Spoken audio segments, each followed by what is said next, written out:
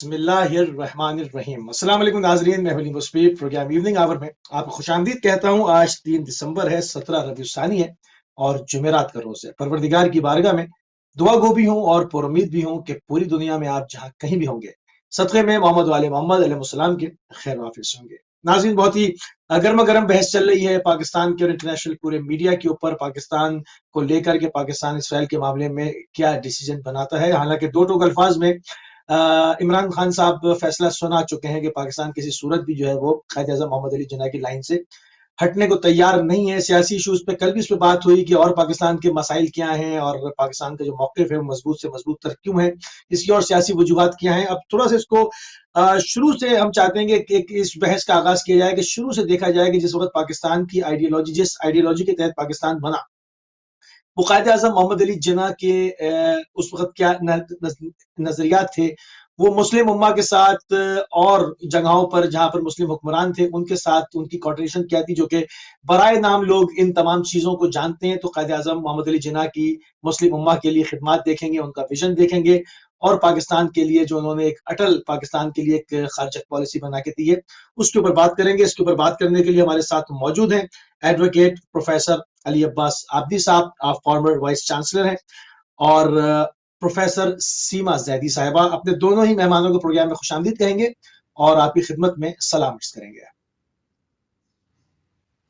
वालेकुम अस्सलाम। सलाम अलैकुम। अस्सलाम वालेकुम। अस्सलाम वालेकुम अली भाई। अलैकुम सलाम। तो नाज़रीन, प्रोग्राम का फॉर्मेट हमारा आप जानते ही हैं कि इसके अंदर मेहमान गिरामी आपके सामने हैं। हमारे जो भी हमारा जो मौजू है पाकिस्तान कायद-ए-आज़म की निगाह से, कि पाकिस्तान की जो खारजा पॉलिसी में जो अटल चीज उन्होंने बनाई थी उसके ऊपर बात करने के लिए, उनके नजरिए पे बात करने के लिए, उनकी जिंदगी के उन गोशों के ऊपर, उन पहलुओं के ऊपर जिससे एक पाकिस्तानी भी आशना नहीं है, कि उनकी मुस्लिम उम्मा के लिए और मजीद क्या क्या कुर्बानियां थी और क्या क्या उन्होंने जो है वो एक कारहाय नुमाया अंजाम दिए। तमाम चीजों के ऊपर हम बात करेंगे। इसमें लाइव नंबर भी हमारा कुछ देर में आवेजा हो जाएगा और लाइव कॉल्स के जरिए से आपको भी प्रोग्राम का हिस्सा बनाया जाएगा। ये बस आप साहब, पाकिस्तान और इसराइल को लेकर बड़ी गर्मा गर्म बहस जो है वो मीडिया के ऊपर चल रही है।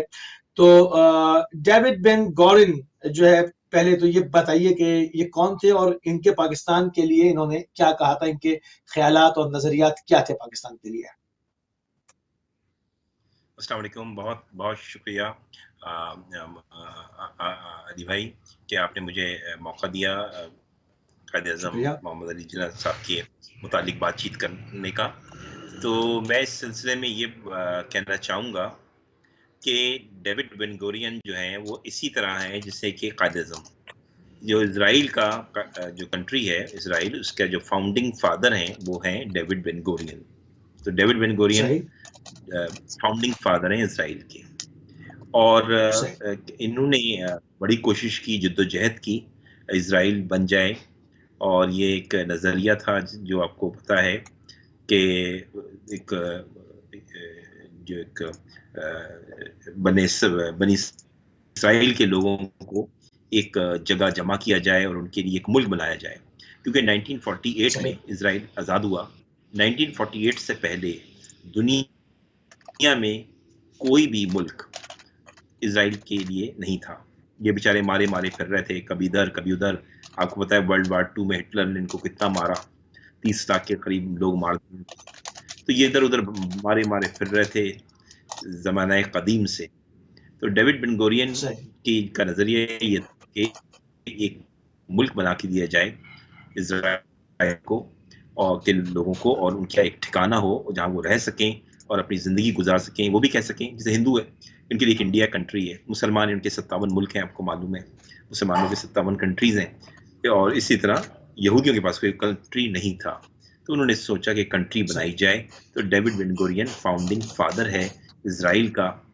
ये है डेविड बेन गोरियन का इंट्रोडक्शन। अब बात होती है, बात आपने पूछा डेविड बेन गोरियन ने पाकिस्तान के लिए क्या कहा, ये आपका दूसरा सवाल था। इसको हम डेविड बेन गोरियन के मुतालिक भी हम बातचीत करते रहेंगे। डेविड बेन गोरियन ने जब पाकिस्तान जब इज़राइल बना 1948 में, पाकिस्तान से 1 साल छोटा है इज़राइल, 1 साल के बाद बना। तो उन्होंने कहा पाकिस्तान को कि हमें एक्सेप्ट कर लें, क्योंकि कंट्री को जब कोई मुल्क बनता है तो उसको एक्सेप्ट करती हैं बहुत सारी कंट्रीज यूनाइटेड नेशन में जाके, तो फिर वो कंट्री का स्टेटस बनता है, उसे कहते हैं डिजूर। सही है। और एक होता है डिफैक्टो। ठीक है। तो डिजोर स्टेटस, डिजोरे जिसे कहते हैं हम लोग, डिजोरे स्टेटस जो है वो कंट्री को लेना पड़ता है, तो उस वक्त मिलता है यूनाइटेड नेशन से जब बहुत सारे मुल्क उसको कहें कबूल करने। तो कबूल पाकिस्तान करने को, उसको, जैसे सही। आप देखें, ईरान पहला मुल्क है। जब पाकिस्तान आज़ाद हुआ 1947 में, तो ईरान ने हम सबसे पहले यूएन के अंदर हमें रिकग्नाइज किया, और अफगानिस्तान ने हमें रिकग्नाइज नहीं किया था। वो इसलिए कि सही। अफगानिस्तान का जो हिस्सा है वो है केपीके, वो पाकिस्तान के पास था। अफगानिस्तान चाहता था कि 1947 में वो वापस केपीके अफगानिस्तान को दे दिया जाए। हमने कहा कि हमने तो ब्रिटिश से दिया है ये हिस्सा केपीके, और ये हमारा इलाका है। तो अफगानिस्तान से हमारी उस वक्त से आज तक लड़ाई चल रही है। हमें मालूम होना चाहिए अफगानिस्तान एक मुस्लिम मुल्क है और हम भी एक मुस्लिम मुल्क हैं, और हम दोनों एक दूसरे के खिलाफ क्यों हैं? वजह एक ही है, सही। वो अफगानिस्तान कह रहा है कि हमारा केपीके वाला हिस्सा जो है वो अफगानी हिस्सा है, जिसको हम NWFP कहते थे, वो हमें वापस करो। लेकिन ये तारीख ये है इसकी कि 1880 में बरतानिया की और इसकी जंग हुई, क्या नाम है, अफगानिस्तान की। तो उस जमाने में ये हिस्सा जो था वो बरतानिया ने ले लिया था अफगानिस्तान से, और अफगानिस्तान के पास से चला गया था, और ये बरतानिया के पास था। और जब 47 में सही। आज़ादी हुई तो बरतानिया ने ये हिस्सा हमें दे दिया। तो कि अली भाई, इसी कॉलर वजह भी है से हमारे साथ। अली भाई, कॉलर भी है हमारे साथ, उनको भी शामिल करते हैं। सलाम अलैकुम रहमतुल्लाह। वालेकुम सलाम। मुसी भाई क्या हाल है? जी अल्हम्दुलिल्लाह। जी अहमद साहब जर्मनी से। आपके मेहमानों को भी बहुत बहुत सलाम। अलैकुम सलाम रहमतुल्लाह। फरमाइए। ये जो हालात कोरोना की हालत में पाकिस्तान में जो हो रहे हैं, भाई साहब अभी जिक्र कर रहे हैं जो खैबर पख्तूनख्वा का, तो ये हमारे जो है सियासतदान और किस करवट बैठेगा? अभी अभी मैं सुन रहा हूँ हसन साहब का बहुत खोल कर बातें करते हैं। उन्होंने कहा कि जब भट्टो आया तो उसने जाम साधु को कहा कि नहीं, कैबिनेट का मुजाहर भी ना भेज देना। आप देखें कि मेरे मुल्क के जितने भी सियासतदान हैं, अब वो शर्म की बात है कि 2.5 लाख किताब छपाई है ओबामा ने, जो कनाडा में बेची जाएगी, और 3.5 लाख अमेरिका में। उसने 697 सफर की किताब लिखी, जिसमें ठीक है, 663 सफर के कुछ ठीक है। सवाल कर लें, सवाल कर लें, सवाल कर लें, कोई सवाल कर लें। गेस्ट है मेरे पास। ठीक है, आगे सवाल। बिल्कुल किसी को पता चले कि ठीक पाकिस्तानी है, हमारा पासपोर्ट की कदर हो, और हम फॉरेन में पैसा कमा के मुल्क को, बिल्कुल ठीक। ठीक है, आगे पॉइंट। कभी खुशी की खबर नहीं आ रही। सही है, बहुत शुक्रिया, बहुत शुक्रिया, बहुत शुक्रिया। जी जी। अली अब्बास आतिफ साहब, अफगानिस्तान का बात जिक्र कर रहे थे आपके, बरतानिया ने लिया। अफगानिस्तान से बरतानिया ने हिस्सा ले लिया था केपीके का, और जब बरतानिया ने हमें आज़ादी दी 47 में, तो ये हिस्सा वो हमें दे दिया। तो अफगानिस्तान ने हमसे कहा कि हिस्सा हमें वापस करो। हमने कहा हमने आपसे तो नहीं लिया है, हमने बरतानिया से लिया है, आज़ादी ली है। तो जब से हमारे अफगानिस्तान से ताल्लुकात इतने अच्छे नहीं रहे, और यही वजह है यूएन के अंदर अफगानिस्तान ने हमारे खिलाफ वोट दिया था, मुसलमान मुल्क होने के बावजूद। और ईरान ने हमें सबसे पहले एक्सेप्ट किया था, ईरान। और इसकी वजह भी हम आपको बताएंगे कादिज़म के रोल जब हम डिस्कस करेंगे, ईरान ने हमें क्यों फेवर किया था, तो ये भी हम बाद में इसकी वजह, तो अपने सवाल जब आप करेंगे कादिज़म के ऊपर तो हम सब बात करेंगे। अभी ये बात हो रही थी कि डेविड बेन गोरियन की, कि इजराइल का फाउंडिंग फादर है, उसने क्या नाम है, क्या कहा जब वो आज़ाद हुए। उन्होंने पाकिस्तान से कहा कि हमें कबूल कर लो यूनाइटेड नेशन में। कायद-ए-आज़म ने मना कर दिया। उसकी भी डिटेल हम डिस्कस करेंगे, बड़ी लंबी चौड़ी डिटेल है। कायद-ए-आज़म की बड़ी जद्दोजहद रही है कि इजराइल को ना मंजूर करने की, और 31 साल का पीरियड हम डिस्कस करेंगे जिसमें जिन्ना ने मुखालफत की है इस के मुल्क बनने की। तो ये बाद में बात करेंगे। अभी हम शॉर्ट करना चाह रहे हैं कि टॉपिक पे जो आपने सवाल किया वो पूरा कर दें। वो ये कि कायद-ए-आज़म ने एक मना कर दिया कि हम ये नहीं कबूल करेंगे, और ये जो है मुल्क, ये अरब के दिलों पे खंजर है और हम इसे कबूल नहीं करेंगे, क्योंकि हम अरब के साथ हैं और अरब मुसलमान हैं, हम भी अरब के साथ हैं। अरब के ऊपर कायद-ए-आज़म के बहुत सारे एहसानात हैं, वो भी हम आज डिस्कस करेंगे ताकि अरब की आंखें खुलें। जो आज अरब हमें लिफ्ट नहीं करा रहे, इंडिया के साथ बैठ गए हैं जाके, तो उनको भी पता लगना चाहिए अरब को कि उनके ऊपर कितने एहसानात हमने किए हैं कायद-ए-आज़म की शक्ल में, तो उनको पता लगना चाहिए जो भूल बैठे हैं। और मज़े की बात, हमारे पाकिस्तानी बिल्कुल सही। सियासतदान भी भूल बैठे हैं। इमरान खान साहब को भी मैसेज जाना चाहिए ताकि इमरान खान कम से कम कायद-ए-आज़म कार्ड यूज़ करें और अरब से दोस्ती करें, और कोई फेवर मिल सकता है तो लें। तो डेविड बेन गुरियन ने कहा था, वो मैं एक लफ्ज़ आपको पढ़ के बता देता हूँ, जो मुझे ज़बानी याद है। एक तो उन्होंने ये कहा था कि हमारे लिए पाकिस्तान एक खतरनाक मुल्क है, सही। क्योंकि ये अरब से मोहब्बत करता है। अरब हमारे दुश्मन हैं, लेकिन हमें अरब से इतना खतरा नहीं है जितना कि हमें इस मुल्क से खतरा है, क्योंकि ये मुल्क अरब से बहुत मोहब्बत करता है। गौर करें, ये मुल्क अरब से बहुत मोहब्बत करता है, यानी हम अरब से मोहब्बत अच्छा, करते और थे, हमें अरब की मदद। अरबों से खतरा नहीं है, यानी वो खतरा भाप गए थे कि असल मामला कहाँ हाँ, पर है उसी वक्त। उन्होंने कहा हमें खतरा अरब, दुश्मन हमारा अरब है, पाकिस्तान नहीं है। लेकिन पाकिस्तान से हमें इसलिए खतरा है क्योंकि पाकिस्तान अरब को सपोर्ट करता है, और ये हमारा मुल्क हमारे लिए नुकसानदेह है। हम इंडिया का इस्तेमाल करेंगे और इस मुल्क को क्रैश कर देंगे, और हमें ये क्रैश करना है, क्योंकि डेविड बेन गुरियन कायद-ए-आज़म को पसंद नहीं करता था। कायद-ए-आज़म और डेविड बेन गुरियन का 31 साल का एक इख्तिलाफ रहा है। तो उसने ये अल्फाज कहे जो बहुत इंपॉर्टेंट हैं कि अरब से मोहब्बत करने वाले लोग, यानी ये कौन दे रहा है, ये स्टैम्प लगा रहा है first prime minister of Israel कि हम अरब से मोहब्बत करते हैं और कोई नहीं करता। हम करते हैं, हम अरब के मददगार हैं, हम अरब को सपोर्ट करते हैं। तो ये चीज बड़ी इंपॉर्टेंट है जो मेरे ख्याल में। बिल्कुल ठीक। इसको गुफ्तगू भी और आगे बढ़ाते हैं।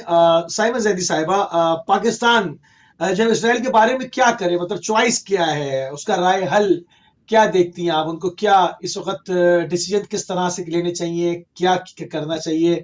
पीएम तो कह चुके हैं, मगर बार बार ये डिबेट उठ क्यों रही है पाकिस्तान में? जाहिर बात है, पाकिस्तान को वही चीजें फॉलो करनी चाहिए जो पाकिस्तान को हासिल करते वक्त कायद-ए-आज़म के मद्देनजर थी। यानी मुस्लिम उम्मा के लिए कायद-ए-आज़म काम कर रहे थे। बहुत सारे मुस्लिम कंट्रीज को आज़ाद कराने में बहुत अहम किरदार अदा किया था उन्होंने, ब्रिटिश के खिलाफ और फ्रांस के खिलाफ, जो भी उस वक्त ब्रिटिश के अलाइज थे। रूस था इसके खिलाफ। अब जैसे रूस जो था वो ईरान के ऊपर उस वक्त ऑक्यूपाई कर रहा था, तो कायद-ए-आज़म ने उस वक्त आवाज उठाई थी अपनी ईरान पे कब्जा जो किया था। और इसी तरह से जो दूसरी कंट्रीज जिनके मैंने अभी नाम लिए, नाइजीरिया है इसमें, तनीजिया है और सूडान है, और जो भी दूसरी मुस्लिम कंट्रीज उस वक्त ऑक्यूपाइड थी ब्रिटिश तसल्लुत के तहत या फ्रांस के तहत, उनमें अरब कंट्रीज ये सारी शुमार होती हैं। तो जाहिर बात है कायद-ए-आज़म इनके लिए भी आवाज उठा रहे थे और कोशिशें कर रहे थे। तो जो मेन कॉज पाकिस्तान भी जिस मकसद के लिए हासिल किया गया, मेन कॉज, उसका रूट कॉज क्या था कि मुस्लिम कंट्री होगी जहां कुरान और सुन्नत के मुताबिक इस कंट्री को हम लेके चलेंगे, उन्हीं उसूलों पे ये कंट्री चलेगी। तो अगर उसके खिलाफ कोई बात जाती है तो इसराइल बना था 1 साल के बाद, और फिर कायद-ए-आज़म ने बड़े ही सख्त अल्फाज में जो दो इनके सदूर रहे हैं अमेरिका के, ट्रूमैन और रोज़वेल्ट, इन दोनों को तंबी की थी और इनके कि ये लोग होशियार हो जाएं और इसराइल को जो बनाने की कोशिश कर रहे हैं और इसराइल को जो पार्टीशन हो करने की कोशिश कर रहे थे, वो उसके खिलाफ थे। वो कह रहे थे कि ज़ाहिर है पूरा एक एरिया होना चाहिए जो फलस्तीन का, जहाँ पे ये पूरा एरिया जो है यहाँ पे इबादत करते हैं, मुसलमान भी सब करते हैं, और वहाँ पे जो लोग आके आबाद हो रहे थे बाहर से, वो वहाँ में नेशनल नहीं थे, बल्कि उनको वहां ला के आबाद किया जा रहा था ताकि वो वहां उनको उस एरिया की मिल्कियत मिल जाए। वो मिल्कियत उनकी नहीं थी, वहां जो लोग पहले से मौजूद थे वो उन लोगों की मिल्कियत था वो।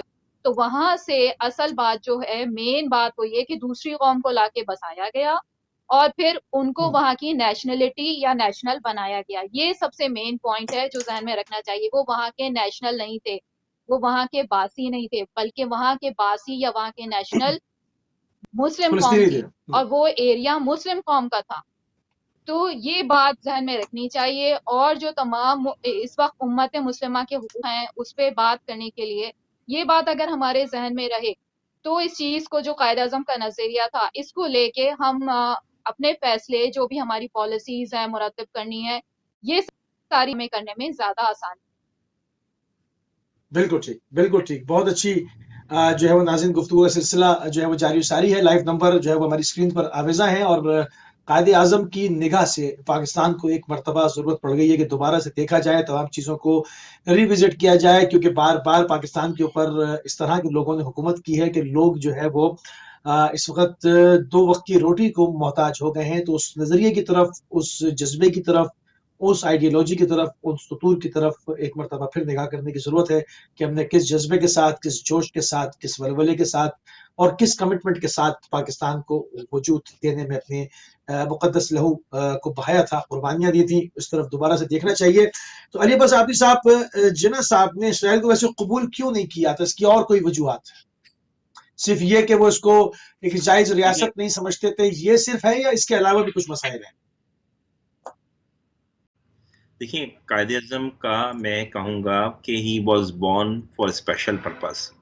मुझे नहीं पता उनका विजन क्या था, उन्होंने जो कहा वो मैंने देखा और आपने भी देखा।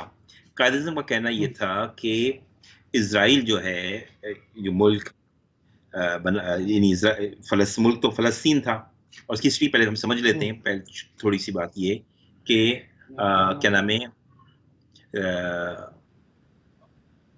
यूँ समझ लेते हैं कि नंबर 1 कि ये वर्ल्ड वार 1 में से पहले, वर्ल्ड वार 1 से पहले देख लें तो ये जो आपका फ़लस्तीन है, अरब है, ये सब टर्की के अंडर में आता था।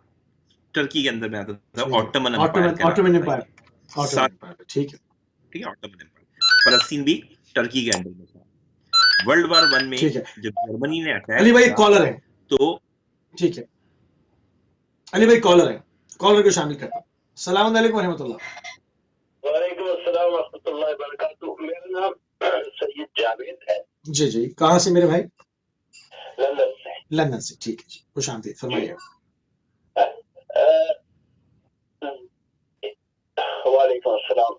एक चीज अर्ज कर रही थी, प्रोफेसर साहब ने फरमाया कि टीवी से मत सुने, टीवी से ना सुने, फोन पे बात करें। टीवी को आवाज उसकी आप बंद कर दें, क्योंकि उसमें डिले है, उसमें कंफ्यूज होते रहेंगे, आप रिपीट होती रहेगी आवाज। आप फोन पे बात करें। टेलीफोन पे बात जी हाँ, बताइए। आप मेरी आवाज आ रही है? बिल्कुल साफ आ रही है, फरमाइए। अच्छा, प्रोफेसर साहब ने फरमाया कि खैबर पख्तूनख्वा जिसे एनडीपीएस कहा जाता था, कि हमें अंग्रेजों ने दिया, तो हुआ ये कि खान अब्दुल गफ्फार खान, जिसे सरहदी गांधी कहते थे, आप भी कहते हैं, उन्होंने ये कहा कि ये हिस्सा जो है, ये खैबर पख्तूनख्वा या एनडीपीएस जो है, ये अफगानिस्तान का हिस्सा है। तो उस पे, उस इलाके में जिसे अब खैबर पख्तूनख्वा कहा जाता है, और उस वक्त एनडीपीएस भी था, वहां एक रिफरेंडम हुआ, और रिफरेंडम में वहां के साथियों ने, वहां के रहने वालों ने ये कहा कि हम पाकिस्तान के साथ रहना चाहते हैं। ठीक है। उस रेफरेंडम में सबसे मुखालिफ जो थे, जो हिंदुस्तान और अफगानिस्तान के लोग थे। ठीक है, आगे पॉइंट आपके, आप सवाल कर लें ताकि टाइम सेव हो हमारे पास। सवाल कर लें। मैं करना चाहता हूँ कि रिफरेंडम के जरिए जो है, वहां के लोगों के रहने वालों के रिफरेंडम के जरिए जो है ये हुआ है। ठीक है, ठीक है, बहुत शुक्रिया, बहुत शुक्रिया, बहुत शुक्रिया जी, बहुत शुक्रिया जी। जी आबदी साहब, आप अपनी बात मुकम्मल कर लें, फिर थोड़ी सी इनके जो इन्होंने जो बात की इस पे बात की जाएगी। मैं इनका सवाल नहीं समझ, आवाज नहीं आ सकी कि क्या कह रहे थे ये। जी, ये फरमा रहे थे कि रेफरेंडम के जरिए से जो है वो अफगानिस्तान का फैसला हुआ है, और खान अब्दुल गफ्फार खान ने कहा था कि अफगानिस्तान का हिस्सा है। एक कॉलर को और शामिल कर लेता हूँ। सलाम अलैकुम रहमतुल्लाह।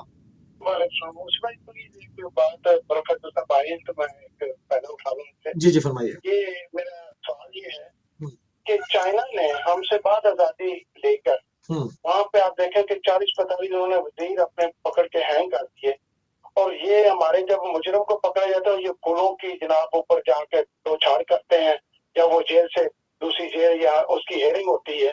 तो ये कैसा मुल्क है, कहाँ कैसा कानून है मेरे मुल्क में? ये जब तक ये अब कोरोना में देखें कि मौलाना फजल मान जो सब चोरों का बड़ा चोर है उसको लीडर बना दिया और 11 चोर पीछे लगे हैं। वो बचपन में हम देखते थे एक मांगने वाला जो होता था ना आगे लगा पीछे लाइन लगी होती है वो आवाज देता था। ठीक है, ठीक है, आगे पॉइंट आपका। ठीक है, तो इनको कैसे, जैसे चाइना ने सीधा किया है, बिल्कुल सही है, जाएंगे तो फिर मेरा काम सही होगा। बिल्कुल ठीक है। बेईमानों का जब साथ देने वाले आकर करेंगे काले कर करके इनकी सफाइयां पेश करेंगे। ठीक है, ठीक है भाई, कौन सी अदालत में खुदा के पास भी जाना है उनको, बिल्कुल सही, पकड़े जाएंगे वहां पे जाकर। बहुत शुक्रिया, बहुत शुक्रिया। तो किसने रोका है भाई? किसी ने नहीं रोका। सजा दे चोरों को, आवाम भी यही कह रही है। अगर नहीं दी जाएगी और बाहर भेज दिया जाएगा तो और क्या होगा? ठीक है, खैर बहरहाल आपका अपना एक नजरिया। जी अरियब आजादी साहब, आप पहले बात अपनी मुकम्मल कर ले, फिर कॉलर से सवाल भी डाल। देखिए, जो हजरत थे उनका नाम मुझे पता नहीं, उन्होंने जैसे कहा रेफरेंडम से, वो मैं बिल्कुल एग्री कर रहा हूँ। लेकिन ये क्या नाम है, अफगानिस्तान जो एक अलग कंट्री है, ये उसका व्यू था कि ये हमें इलाका, ये लोग थे उन्होंने रेफरेंडम से शामिल हो गए, इससे तो मैं इनकार नहीं कर रहा। ये तो केपीके का जो इलाका था वो खुद हमारे साथ शामिल हुआ, खुद खुशी से शामिल हुआ। लेकिन जो वहाँ अफगानिस्तान में जो लोग बैठे थे वो उसको हथियाना चाहते थे। ठीक है ना, ये क्लियर है। तो पाकिस्तान के साथ केपीके बड़े खुशी से जुड़ा है, इससे मुझे इनकार नहीं है, मैं तो कह रहा हूँ। लेकिन ये कि वो लोग अफगानिस्तान जो है वो उस चीज को कबूल करने के लिए तैयार नहीं है। ये थी बात। तो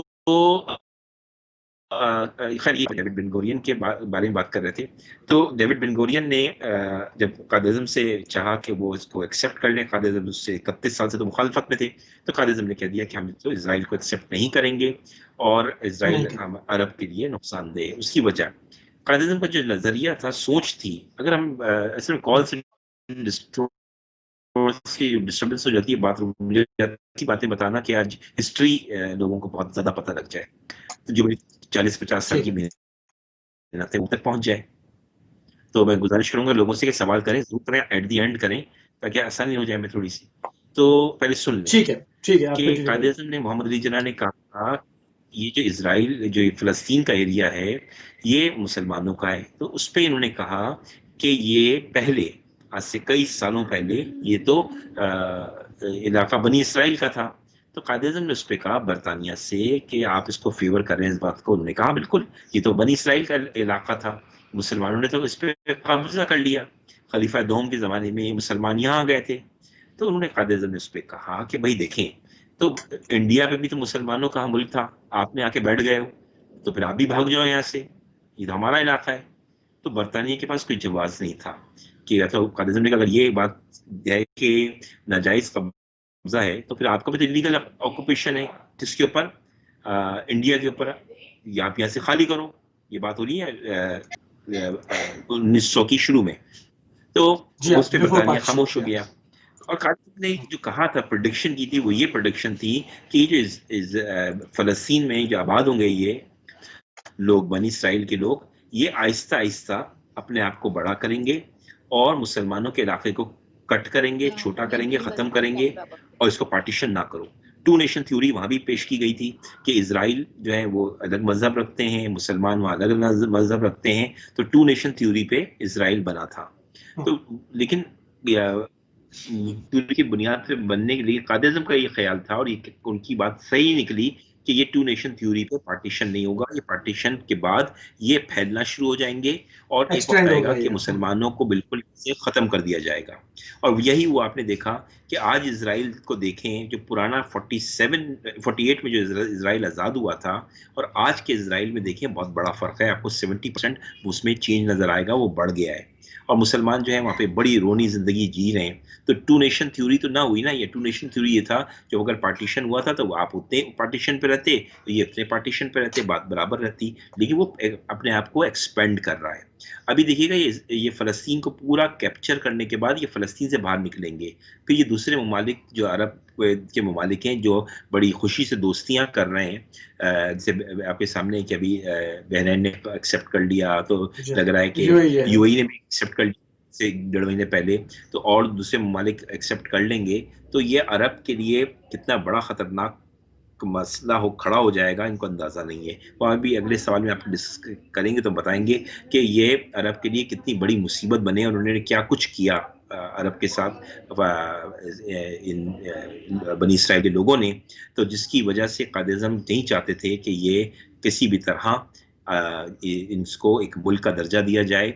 और ये झगड़ा शुरू हुआ था, याद रखें, वर्ल्ड वार 1 के बाद, क्योंकि वर्ल्ड वार 1 से पहले तो सारा ऑटोमन एम्पायर था।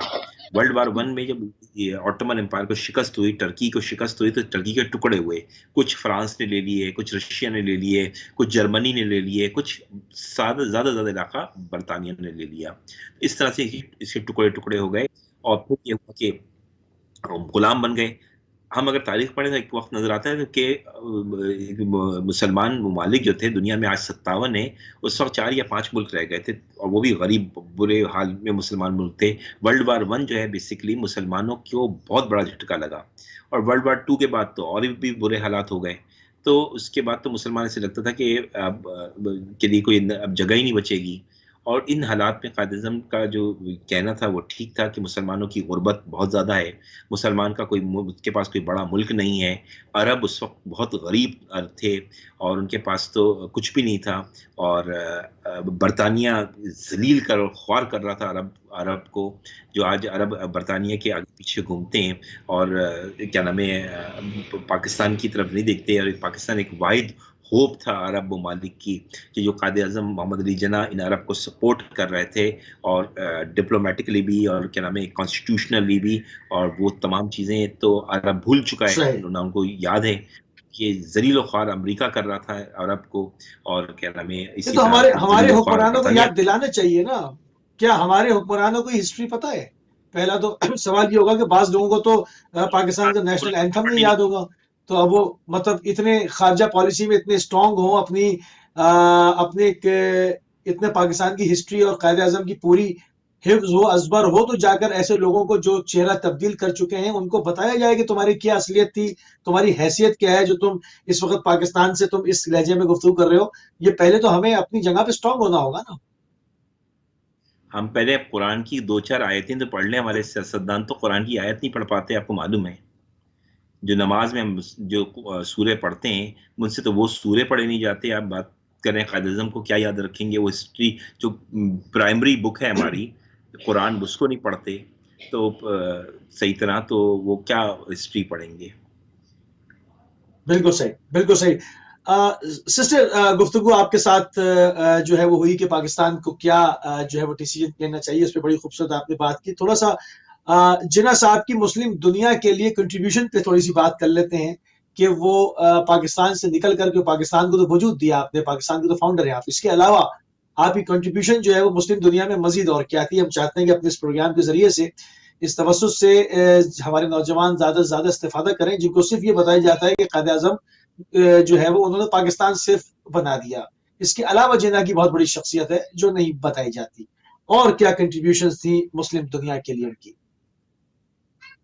देखें, मुस्लिम दुनिया में जो जिन ममालिक की आज़ादी के लिए कायद-ए-आज़म ने काम किया, उसमें अल्जीरिया शामिल है, नाइजीरिया शामिल है, सूडान, लीबिया, इंडोनेशिया, मलेशिया, तनीज़िया की आज़ादी में अहम किरदार अदा किया। और जैसा कि मैंने बताया कि बरतानिया और रूस अलॉयज़ थे उस वक़्त, और ईरान के ऊपर तसल्लुत थे, तो उसके खिलाफ भी कायद-ए-आज़म ने आवाज़ उठाई थी।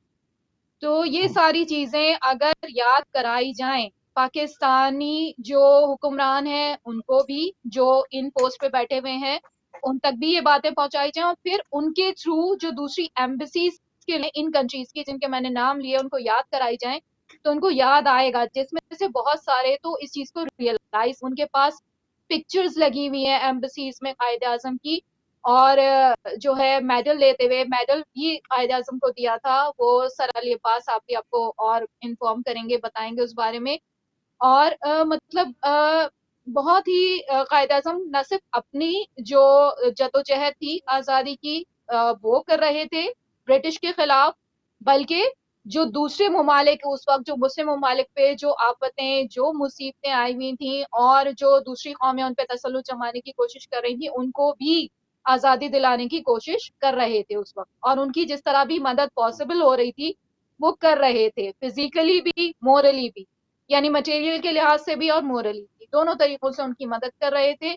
और ये बात बहुत कम हमारे यहाँ तस्करा की जाती है या लोगों को पता ही नहीं है इस बारे में, लोग जानते नहीं है ये बातें। अगर हम पहुंचाई जाए, जो रिकॉर्ड में अगर हम ढूंढे तो हमें नजर आ जाती हैं, मिल जाती हैं, उनको दोबारा जिंदा किया जाए, उनमें रूह फूंकी जाए, उनसे अपनी बात बेहतर बनाए जाए, ये चीजें दिखा के उनको बता के कि कायदे आजम ने आपके लिए क्या क्या किया है, क्या कॉन्ट्रीब्यूशन थी हमारी कायदे आजम की, तो उससे हमारे ताल्लुकात जो है दूसरी मुस्लिम उम्मा के साथ और बेहतर हो सकते हैं और बहुत सारी गलतफहमियां दूर हो सकती हैं और दूर हो सकती काफी है। बेहतर हमारी पोजीशन। सही, बहुत खूब। थोड़ी सी इसी बात को आगे कंटिन्यू करेंगे और अगला सवाल करने से पहले अली अब्बास आबिद साहब, आपने से बड़ी खूबसूरत एक बात की कि अरब के लिए कितना बड़ा ये खतरा जो है वो बनता चला जा रहा है इसराइल, इसकी दोस्ती। इस हवाले से थोड़ी सी बात हो जाए, फिर मैं आपसे एक और सवाल करूंगा कि मुस्लिम लीग से आपने फिलिस्तीन के लिए क्या कुछ काम किया था, लोग नहीं जानते, इस पे भी आते हैं। अभी जो ये दोस्तियां हो रही हैं, बड़े शीरो शकर हो रहे हैं और बड़ी फ्लाइटें आ रही हैं, एक दूसरे को फूल और तहफ पेश किए जा रहे हैं, ये होने क्या जा रहा है इनके साथ? देखें, अरब के पास विजन नहीं है, ये तो आपको मालूम है। 1960 में पेट्रोल निकला और अरब अमीर हो गया। 1960 से पहले देख लें कि अरब का क्या हाल था। ये विजनरी लोग नहीं हैं।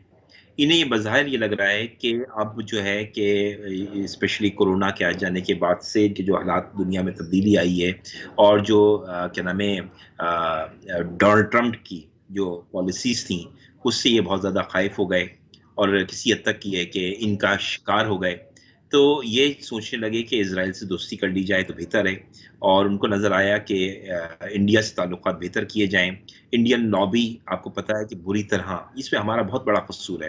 अरब ममालिक में पाकिस्तानियों से ज़्यादा आपको पता है इंडियंस मौजूद हैं।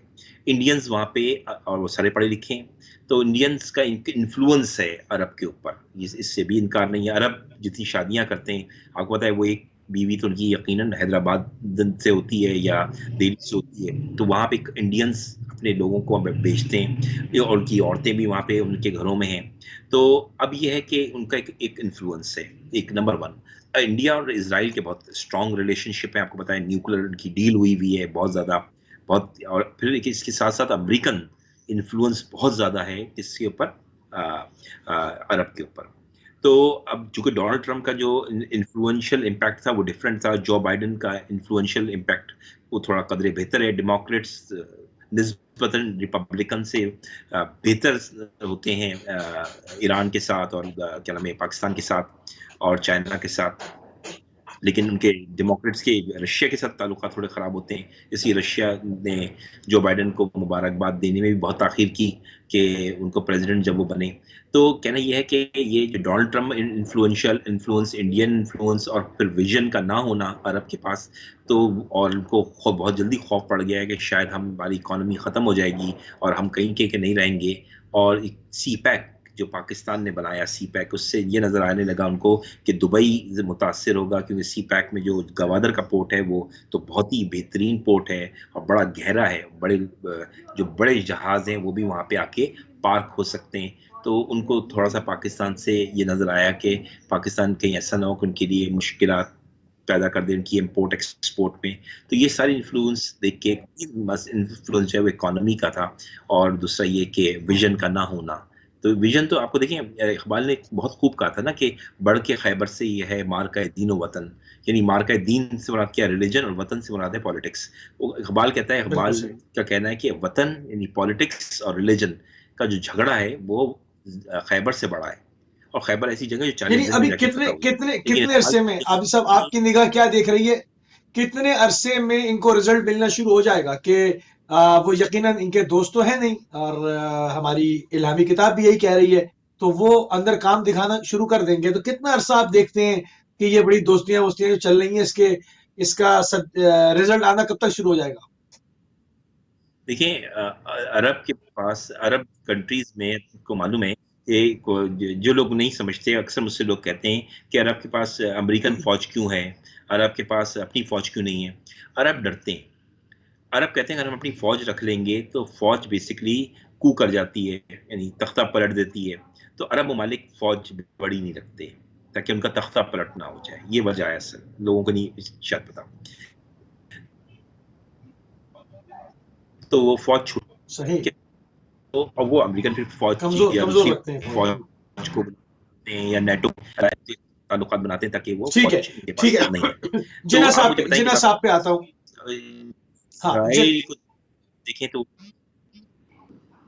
इजराइल एक फौजी ताकत है, उसके पास न्यूक्लियर वेपन्स भी हैं, तो आप क्या समझते हैं, को अंदाजा होगा कि कितनी देर ये लड़ सकेंगे। इराक ने सुबह हमले, तो ये इतनी बड़ी ताकतें नहीं है। और फिर जो वहाँ पे फौजी काम कर रहे हैं, तो दैट डेफिनेटली, अगर मैं पाकिस्तान के लिए लड़ूंगा तो जान दे दूंगा क्योंकि मेरा मुल्क है। अगर फौज में के लिए लड़ रहा हूँ तो मेरा कोई इंटरेस्ट तो नहीं होगा ना इतना। तो ये एक बात है जो कि देखनी है कि वो फौजी लिहाज से तो ये अरब कंट्रीज काफ़ी कमज़ोर हैं, और ना पे ही इनके पास कोई वेपन्स हैं, तो ना ही कोई इनके पास मॉडर्न जो है वो हथियार हैं, तो वो उतनी देर लड़ नहीं सकेंगे, एक बात। दूसरा ये कि इकोनॉमी वाइज भी ये बहुत ज़्यादा डिपेंडेंट है, तो ये लगता तो ये है कि बहुत जल्द मसाइल आ जाएंगे। लेकिन अगर ओआईसी अपना रोल प्ले करे, जो एक मुल्क हो जाए जिसे हम चाहते हैं, का ख्वाहिश थी, ख्वाब था 1931-2 में नहीं दिया था कि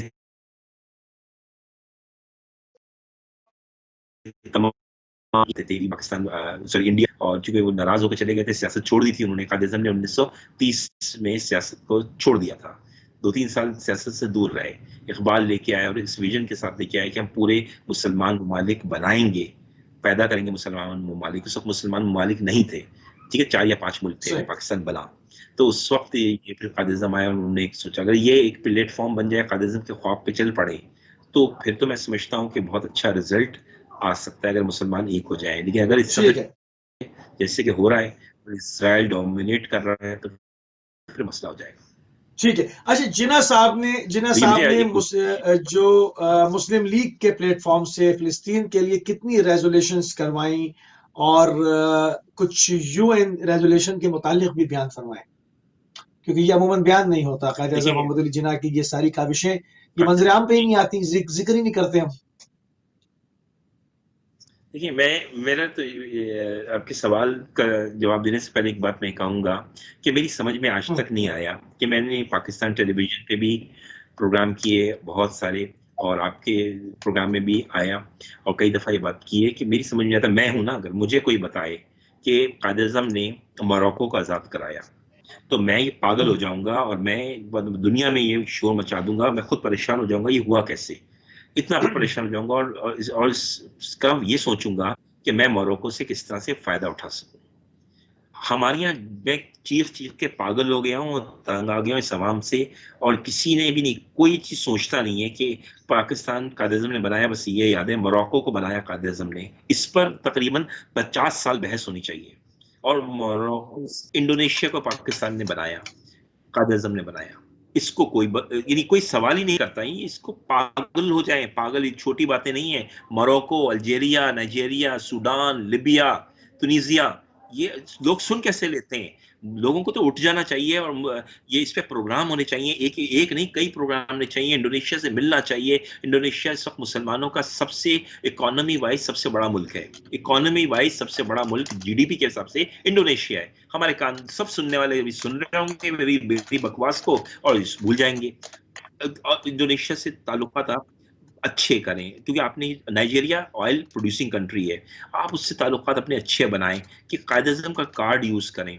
अभी प्रोग्राम खत्म होगा, सब भूल जाएंगे, इनको नाम भी याद नहीं होंगे कि कायद-ए-आज़म ने कौन कौन से मुल्क बनाए।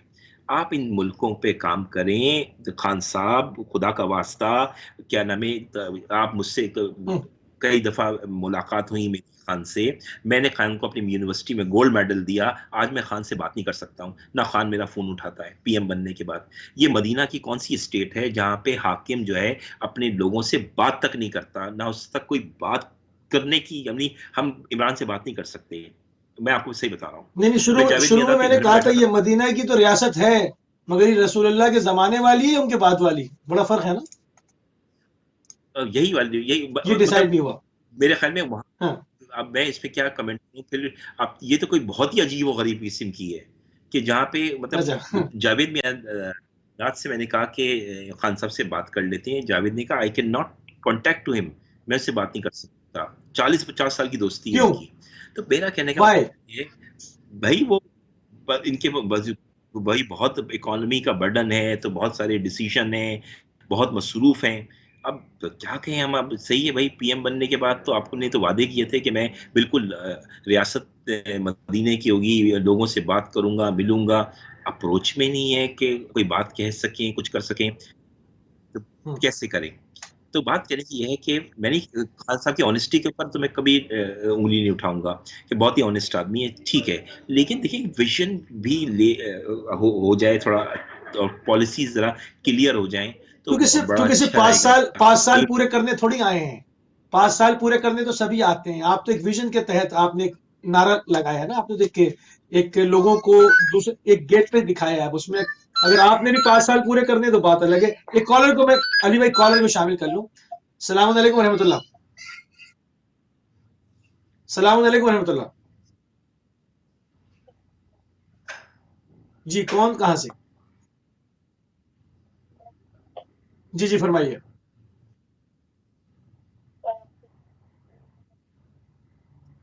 जी आपकी आवाज साफ नहीं आ रही, फरमाइए आप।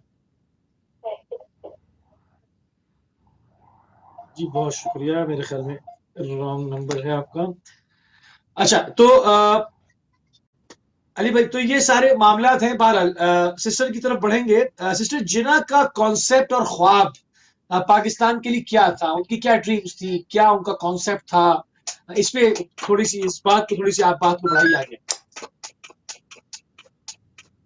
देखिए जिना का ख्वाब तो बिल्कुल वाज़ेह था। वो जो थे एक मुस्लिम स्टेट के लिए काम कर रहे थे। जिस वक्त वो जद्दोजहद कर रहे थे और वो मुसलमानों के लिए फाइट कर रहे थे, और जब उनको नजर आया कि मुस्लिम लीग के लिए जब काम कर रहे थे, उनको नजर आया कि अब वो कामयाब नहीं हो सकते या उनका उस तरह से नहीं रिस्पॉन्स मिल रहा, तो उन्होंने छोड़ दिया था। क्यों छोड़ा था, किस सही। मकसद के लिए काम कर रहे थे? वो दोबारा जब आए तो उनका मकसद क्या था? बड़ा वाजे, बड़ा रोशन, यानी बहुत हमारे अच्छी सामने बात आता है। है कि दोबारा जब वो पलटे हैं, दोबारा पॉलिटिक्स में आए हैं, और दोबारा उन्होंने जो जद्दोजहद की है, न सिर्फ पाकिस्तान के लिए बल्कि दूसरी कंट्रीज भी उस वक्त उनके साथ उनकी उस जद्दोजहद में शामिल हो गई, और फिर उस तरह से वो आजादियां दिलवाते चले गए।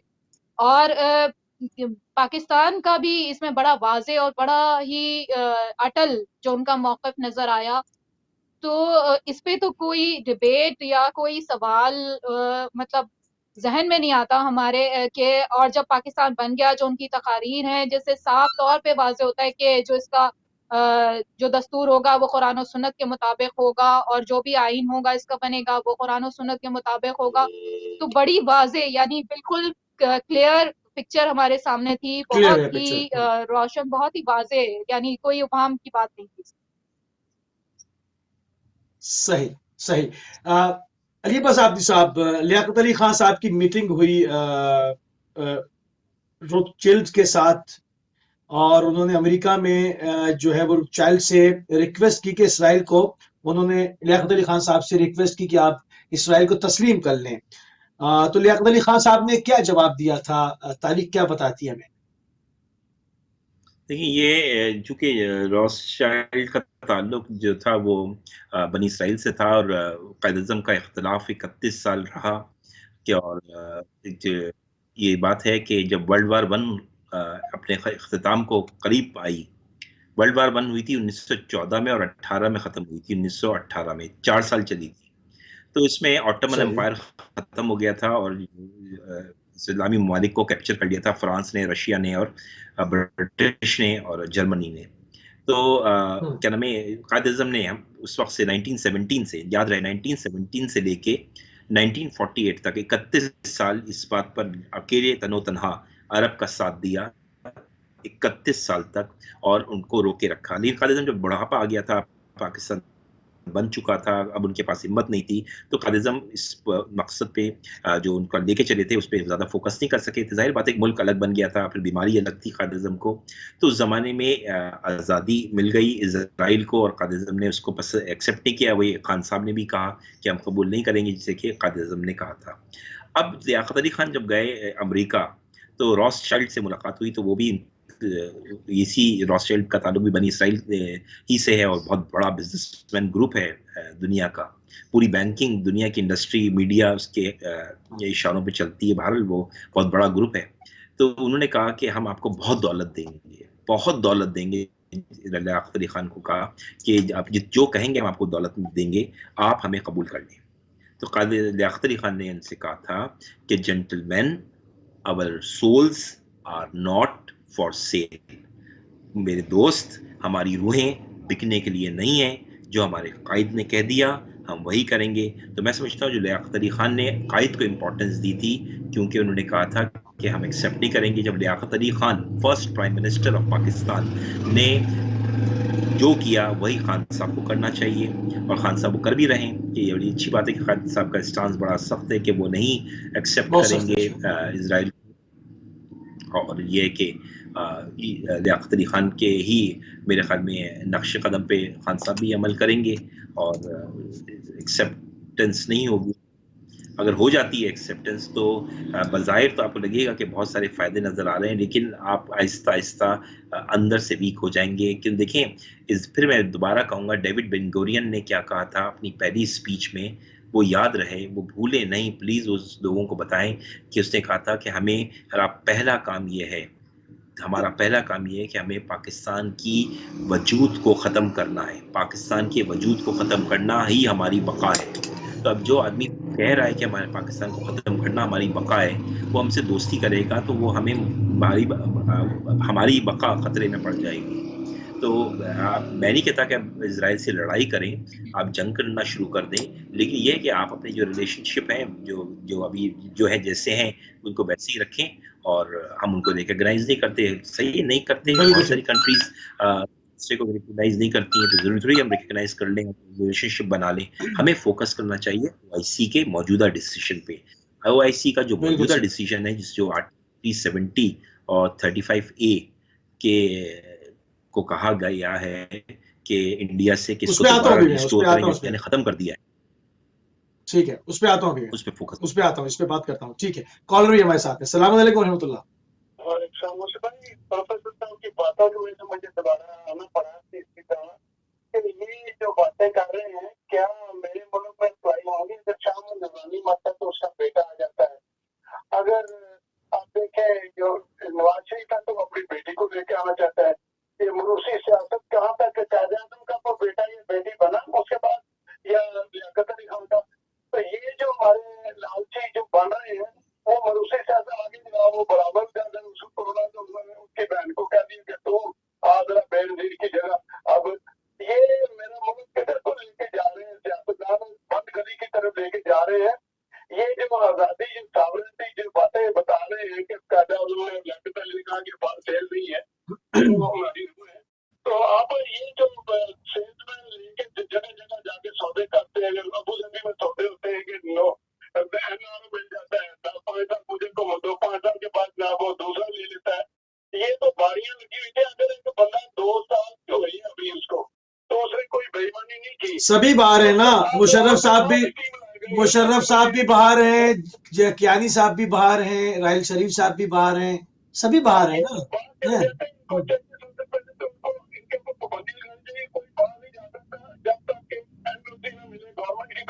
नहीं, और जिसके पास एटमी राज हो, दुनिया में कहीं नहीं होता कि जिसके पास एटमी राज हो।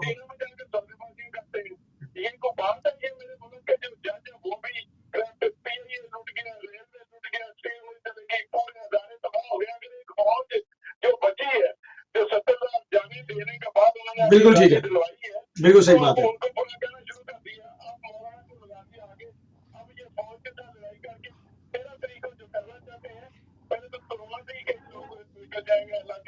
चले जाएंगे, लेकिन उसके बाद जब बचेंगे हम चाहते हैं कि बहुत सामने आए ताकि मेरा मुल्क फिर दोबारा ठीक है, यानी कोरोना से बड़ी उम्मीद है आपको। दोबारा शुरू करें। ठीक है, कोरोना कोरोना से भी उम्मीदें हैं आपको अहमद भाई। ठीक है, बहुत शुक्रिया। तो अली अब्बास आबदी साहब, ठीक है, ये बात जो है वो उसके कायद आज़म अपना लियाकत अली खान साहब ने जो बात की उसके बाद बात हुई। एक कॉल को शामिल करूं। सलाम अलैकुम रहमतुल्लाह। वालेकुम अस्सलाम, मैं नवाज बात कर रहा हूँ। जी फ्रांस से आया। बिस्मिल्लाह जी, नवाज तो साहब। की खिदमत में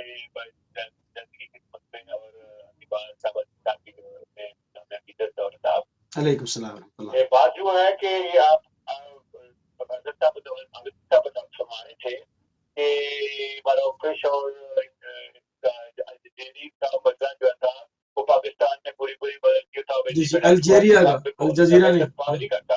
बात जो है कि उनकी अपनी अलग तरीक है, जैसे ही की अलग तरीक है। यानी हमारा तो उन्होंने अपने इलाकों के हिसाब से कुर्बान की, मेरी वाइफ जो है ना वो वहां से बिलोंग कर सकती है अजरी से, तो वो मुझे बताती रहती है वही बातें।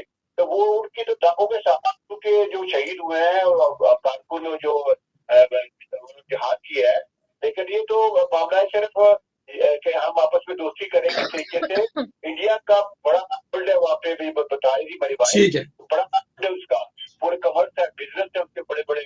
और ये बात ऐसी होनी चाहिए जैसे वो आप साथ है फलस्तीन का, हमारे साथ तो फलस्तीन इसराइल के साथ कोई झगड़ा ही कोई नहीं है, पाकिस्तान का कोई झगड़ा नहीं है, सिर्फ एक ही झगड़ा है बस कि उसने जो काबू किया है अपने हमारे फलस्तीन के इलाके को उसको दान करें, फिर हम उसको सुप्रीम कर लेंगे, बात ही खत्म। और अब बहुत शुक्रिया। नहीं, अगर वो उसको आजाद करेंगे तो खुद खत्म हो जाएंगे ना, फिर आप तस्लीम किसको करेंगे। बहरहाल ठीक है, बहुत शुक्रिया। नहीं मेरी बात सुने ना। हाँ हाँ, बात यह है कि कायदे आज़म मोहम्मद अली रहमतुल्लाह अलैह का शुरू से लेकर आखिर तक एक ही मकसूद था, यही था उनका नजरिया, पाकिस्तान को वजूद बनाना और बनाना। बिल्कुल ठीक है, बिल्कुल ठीक है। कांग्रेस में रहते हुए भी आप जब वापस आए तो यही बात कि उनके टू नेशन थ्योरी ठीक है जी, ठीक है, जो दो नजरिया पाकिस्तान और तहजीब लग मजहब लग। ठीक है, बहुत शुक्रिया, बहुत शुक्रिया। आगे पॉइंट्स आ गए आपके। ठीक है, आपके पॉइंट्स आ गए, बहुत शुक्रिया। ठीक है, या अल्लाह, ठीक है, ठीक है, बहुत शुक्रिया, बहुत शुक्रिया, बहुत शुक्रिया। आपके पॉइंट्स आ गए। जी सिस्टर, थोड़ी सी बात को मजीद आगे बढ़ाते हैं और कि पाकिस्तान को इंटरनेशनल रिलेशंस अपने बेहतर करने के लिए और इन तमाम चीज़ों को, जिस तरह से अभी अली अब्बास आबदी साहब ने भी कौम को याद दिलाया कि आपके पास एक अजीम तारीख मौजूद है। आपका जो फाउंडर है वो सिर्फ वो उसकी निगाह महदूद न थी, उसकी एहसानात मुस्लिम अक़वाम के ऊपर जगह जगह जा बजा हैं और उनकी तस्वीरें एम्बेसीज के अंदर लगी हुई हैं और हिस्ट्री लिखी हुई है। सिर्फ हमें उसको प्रेजेंट करना है। हमने अपनी खारजा पॉलिसी को बनाने के लिए, अपनी इंटरनेशनल रिलेशंस अच्छे करने के लिए अपनी कुछ पॉलिसीज अडॉप्ट करनी है। हमने क्या करना होगा, थोड़ी सी इसके ऊपर बात करते हैं। क्या कहेंगे आप? हमें वो बातें खुद भी याद करनी होंगी, हिस्ट्री का थोड़ा सा मुताला करना होगा अपनी पॉलिसीज बनाते वक्त, और खासकर जब हम बैनुल अक़वामी रिलेशंस की बात करते हैं तो उसमें हमें अपनी पोजीशन क्लियर करने के लिए भी बहुत सारी चीज़ों की ज़रूरत है कि हम अपनी हिस्ट्री दोहराएं। हमें अपनी तारीख का पता हो, हमें मालूम हो कि हम क्या चीज़ रह चुके हैं, हमारा लीडर क्या था। और ये चीज़ लेते हुए जब हम आगे बढ़ेंगे कि हमने हमारे एहसानात दूसरी कौमों के ऊपर कितने, जो दूसरे ममालिक हैं उनके ऊपर कितने हैं, जो मुस्लिम कंट्रीज हैं, तो इस तरह से हमारी पोजीशन बेहतर होगी। और हमारी पॉलिसीज भी इस तरह की होनी चाहिए कि उसमें उम्मत मुस्लिमा के खिलाफ कोई बात ना हो। मतलब जो कायदे आज़म का नजरिया था, जो चीज वो लेके चले, जो चीज उन्होंने उठाई, जिस चीज के लिए उन्होंने आवाज बुलंद की थी, हमारी आवाज में भी वही चीज नजर आनी चाहिए। हमारी जब पॉलिसी बने तो लगे कि हाँ, जो कायदे आज़म चाहते थे हम वही पॉलिसी बना रहे हैं, हम वही चीज लेके रिलेशंस अपने क्रिएट कर रहे हैं पूरी दुनिया के साथ।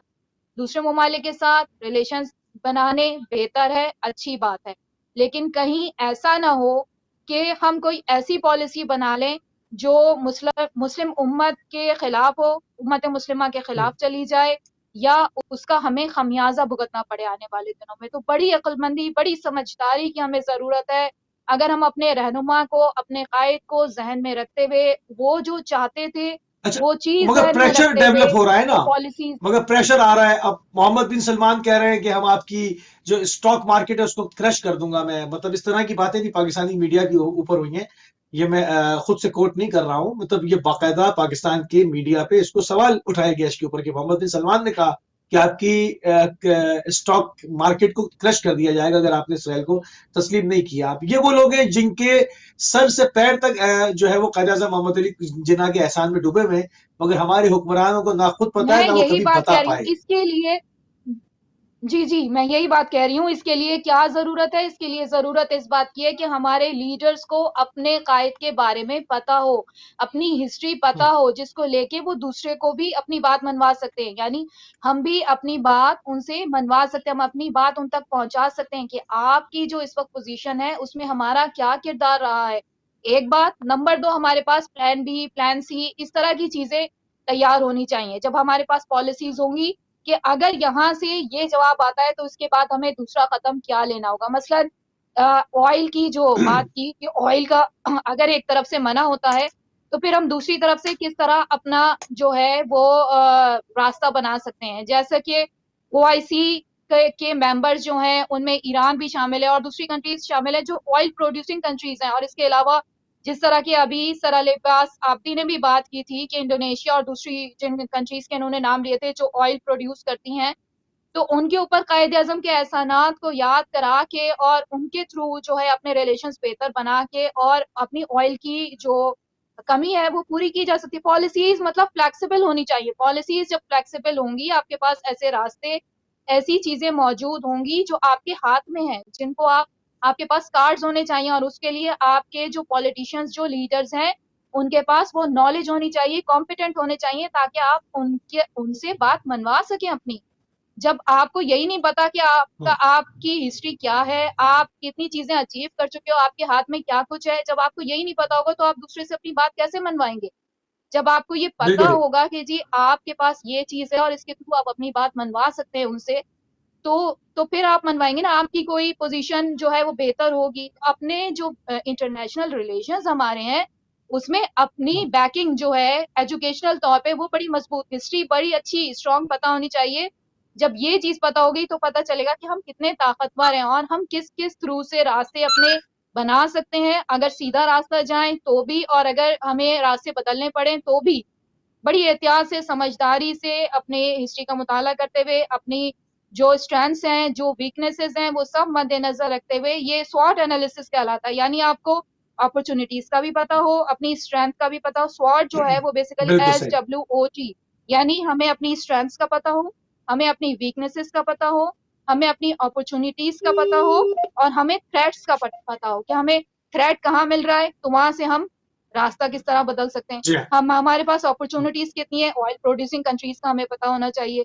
हमारी स्ट्रेंथ कहाँ कहाँ पे है, यानी वहां पे हम अपनी बात मनवा सकते हैं। तो ये सारी चीजें जब जहन में होंगी तो पॉलिसीज, तभी हम पॉलिसीज, अगर हमारे पास पहले ही बिल्कुल हम ले मैन की तरह होंगे, हमें कुछ खबर ही नहीं होगी कि हमारी हिस्ट्री क्या है, हमारे पास क्या, हम किस बेस पे बात कर सकते हैं दूसरे से, तो वहां हम कमजोर पड़ना शुरू हो जाएंगे। तो हमें ये अकल, ये समझदारी जो है ये बड़ी जरूरी होती है इंटरनेशनल रिलेशंस बनाते वक्त। तो ओआईसी के थ्रू बड़ा अच्छा प्लेटफॉर्म है जिसके थ्रू हम जो है ये चीज आगे लेके चल सकते हैं और कायद-ए-आज़म के ख्वाब को पूरा कर सकते हैं। बिल्कुल ठीक है। ओआईसी पे मैं आपसे भी एक और सवाल करूंगा, थोड़ा अली अब्बास आफी साहब की तरफ जाऊंगा कि कायद-ए-आज़म मोहम्मद अली जिन्ना साहब के अरब दुनिया के ऊपर क्या-क्या एहसान थे, थोड़ा सा बताना पसंद फरमाएंगे क़िबला? जो आज अरब हमको देखिए बताते हैं कि हमारी हमारी क्या हैसियत है, हम तुम्हारे लोगों को निकाल देंगे, तुम्हारी स्टॉक मार्केट को क्रश कर देंगे। जरा इनको भी तो मालूम हो कि इनके ऊपर एहसानात कायद-ए-आज़म मोहम्मद अली जिन्ना फाउंडर ऑफ पाकिस्तान के क्या हैं?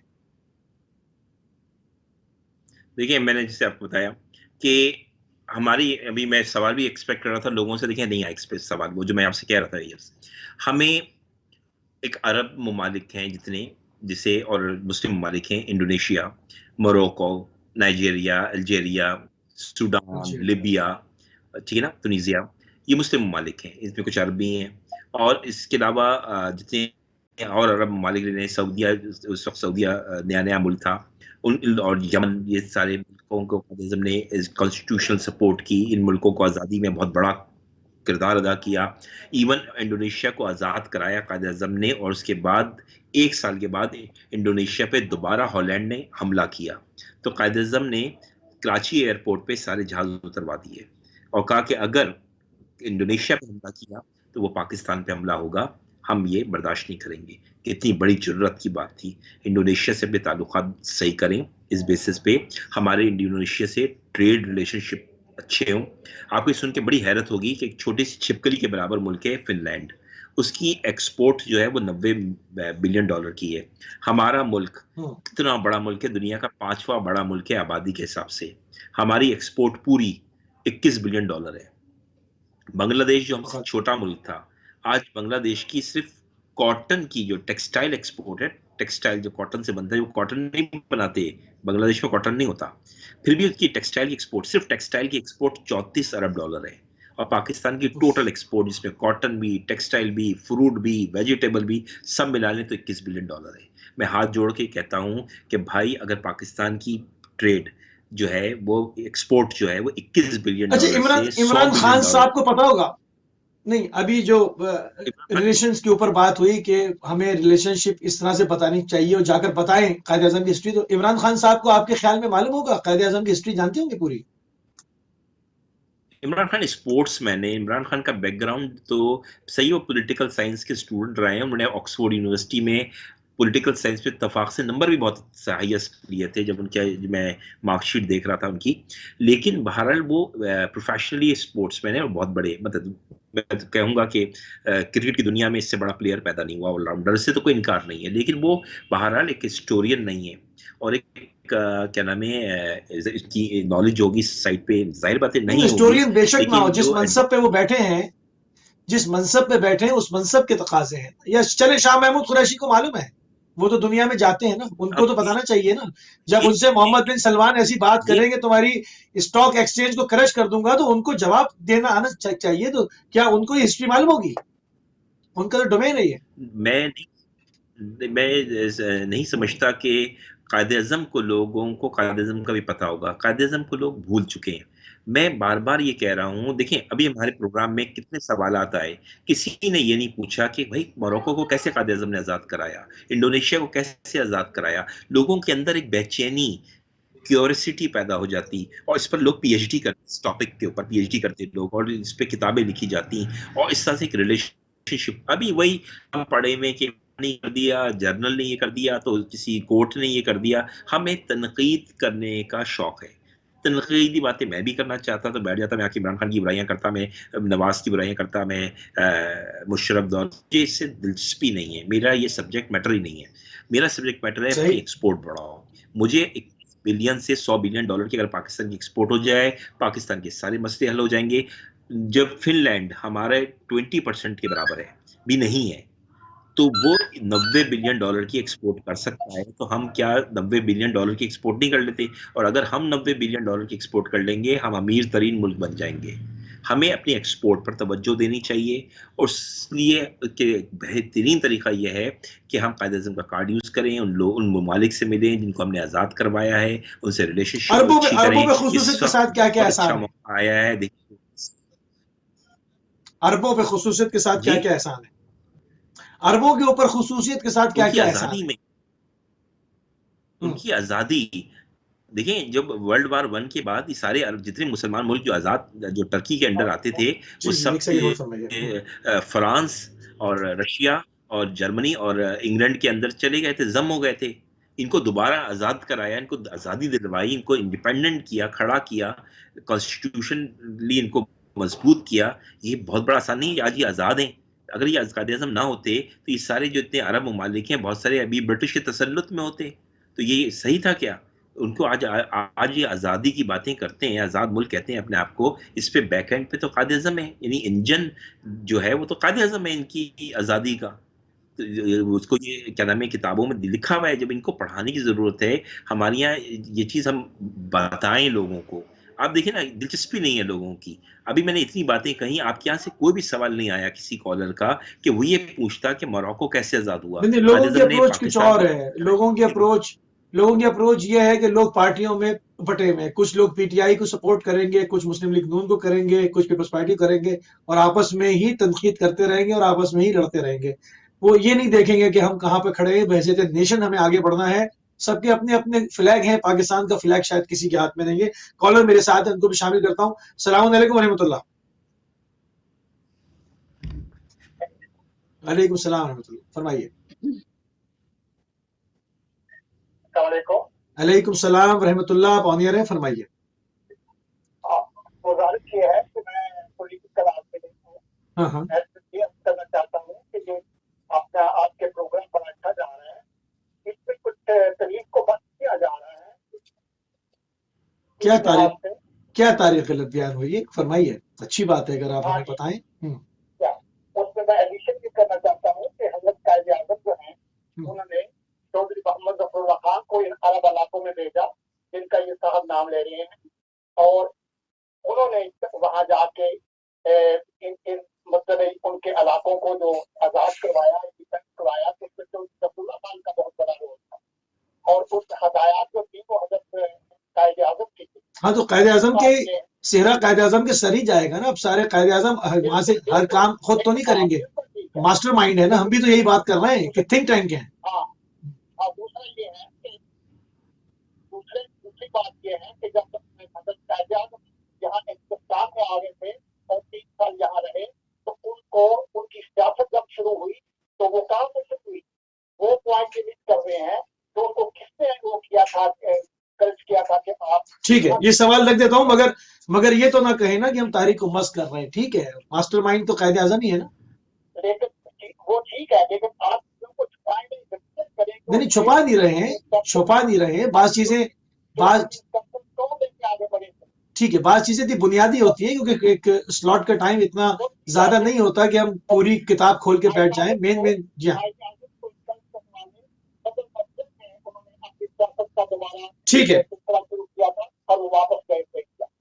ठीक है, बहुत शुक्रिया जी। आप भी साहब क्या कहेंगे आप? देखिए, मैं अजीज भट्टी साहब को निशान हैदर मिला, इसी तरह मिसाल के तौर पे जितने जनरल्स को निशान हैदर मिलते हैं तो कारनामा तो वो करवाते हैं, लीडरशिप को मिलता है क्रेडिट।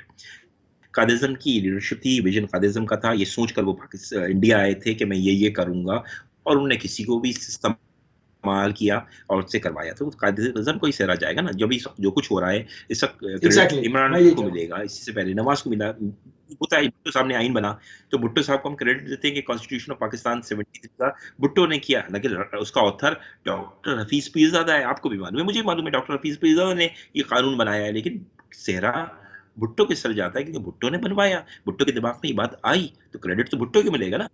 तो आप न्यूक्लियर का जो प्रोजेक्ट है वो कदीर खान ने बनाया है, लेकिन सेहरा भुट्टो को मिलता है कि भुट्टो ने बनवाया। तो लीडरशिप को क्रेडिट दें। अब इसमें मेरे ख्याल में इसमें तो कोई दो ओपिनियन नहीं है। मेरा कहने का मकसद ये है, मैं थोड़ी सी चीज़ आपको बताऊं कि आज पीआईए की बात करूं मैं अगर आपसे, तो पीआईए ने क्या किया? पीआईए ने गल्फ एयर बनाई, पीआईए ने आपके सामने एमिरेट्स बनाई, पीआईए ने सिंगापुर एयर बनाई, पीआईए ने चाइना की एयरलाइन बनाई जो सुपर पावर है चाइना, पीआईए ने एयर माल्टा बनाई, पीआईए ने इत्तेहाद बनाई। आज पीआईए का हाल क्या है? पीआईए बकवास एयरलाइन बनी हुई है। हमने दुनिया की, जब चाइना वाले हमारे पाकिस्तान आए, हबीब बैंक प्लाजा की बिल्डिंग बनाई तो चाइना वाले परेशान हो गए, ये बिल्डिंग कैसे बनाई? हमारे इंजीनियर्स को ले गए, उनसे ये सीखा चाइना ने। आज चाइना को देखें, हमसे बाद आज़ाद हुआ था चाइना, आज चाइना कितना आगे निकल गया कि दूसरी सुपर पावर है जीडीपी के हिसाब से 14-15 ट्रिलियन। और जो नए शहर बनाए उन्होंने, वो कितने मतलब उसका कंपैरिजन ही नहीं है मतलब हमारे साथ। अब जर्मनी को अय्यूब खान के दौर में 12 करोड़ का लोन दिया, हमने दिया ताकि अपनी हालात से 1962 की बात कर रहा हूँ। 62 से देखें तो तकरीबन 68 ईयर्स पहले जर्मनी बर्बाद था। 68 ईयर्स के बाद जर्मनी इस वक्त दुनिया की तीसरी बड़ी मुल्क है, तीसरा बड़ा मुल्क जर्मनी है इकोनॉमी वाइज, जिसको हमने 12 करोड़ रुपए दिए थे। तो आज जर्मनी का निकल गया। हमें इस वक्त अपनी एक्सपोर्ट पर जोर देना चाहिए, अपने जीडीपी पे जोर देना चाहिए। इस वक्त बेहतरीन मौका है कि ओआईसी के सारे मुस्लिम ममालिक ने एक 370 और 35A के खिलाफ इंडिया को परसू किया है। इंडिया इस वक्त परेशान हो गया है। हमें चाहिए कि हम मुसलमान एक हो जाएं और ये कार्ड यूज करते हुए हमारे फॉरेन मिनिस्टर जो हैं इन सारे ममालिक और दूसरे मुसलमान ममालिक को एक करके हम बहुत कुछ बिल्कुल ठीक फायदा है, उठा सकते हैं, जो हम फायदा बिल्कुल उस ठीक पर है, जाएंगे। नहीं उठा रहे। ठीक है, कॉल हमारे साथ। अस्सलाम वालेकुम रहमतुल्लाह। मुसीबाई वाली बात कर रहा हूँ, आपके मेहमानों को बेहतर से सलाम। अलैकुम सलाम रहमतुल्लाह। देखिए हमारे भाई जो बात कर रहे हैं वो बात उसकी ठीक है, आपने जगह के फिनलैंड की उन्होंने मिसाल दी है, जर्मनी को मिसाल दे रहे हैं। यूरोप का एक जो उनका सिस्टम है वो बड़ा डिफरेंट है, और यूरोप के अंदर जो है ना युद्ध है उनकी मतलब वो छोटे मुल्क जो है ना वो यूरोपियन यूनियन के हिसाब से चलते हैं। ठीक है, पाकिस्तान में जब आप देखते हैं ना तो उसकी बहुत सारी जो बड़ी बात है उसके अंदर पाकिस्तान जैसे मुल्कों को एक्सेस नहीं मिलती, क्योंकि पाकिस्तान के चैलेंजेस बहुत है, दुश्मन बहुत है। तो वो बहुत सारे तो आपको पता है कि वो क्या क्या चैलेंजेस है, वो आप चाहे अरबों के हिसाब से ले लें। और दूसरी तरफ ठीक है, मैं समझ गया। और फिर अमेरिका का जो वोट है या जो वो चाहते हैं चाइना की वजह से, तो बहुत सारे मसले उसकी वजह से पाकिस्तान को सिर्फ एक्सेस नहीं मिलती जो बड़ी ठीक है, के अंदर।